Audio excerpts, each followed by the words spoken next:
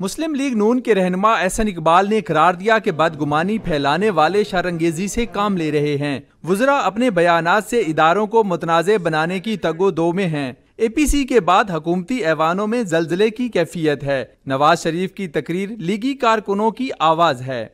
حکومت کے وزراء نے اس میٹنگ کو سیاسی مقاصد کے لیے استعمال کر کے اپوزیشن سے زیادہ ہمارے قومی اداروں کو نقصان پہنچایا، اور میں امید رکھتا ہوں کہ وہ قومی ادارے اس بات کو محسوس کریں گے کہ اپوزیشن نے ذمہ داری کا مظاہرہ کیا تھا۔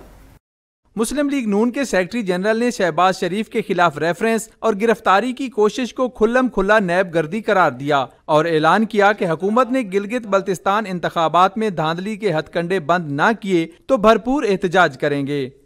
ہم عمران احمد نیازی کو اجازت نہیں دیں گے کہ وہ 2018 کا کھیل گلگت بلتستان کے الیکشن میں کھیل سکے۔ احسن اقبال نے الزام عائد کیا کہ عمران خان کی حکومت ہائیبرڈ وار کا اعلی کار بنی ہوئی ہے، معیشت تباہ کر کے دشمنوں کی مدد کی جا رہی ہے، جس نے بھی عمران خان کا ساتھ دیا اس نے اسی کو ڈسا ہے۔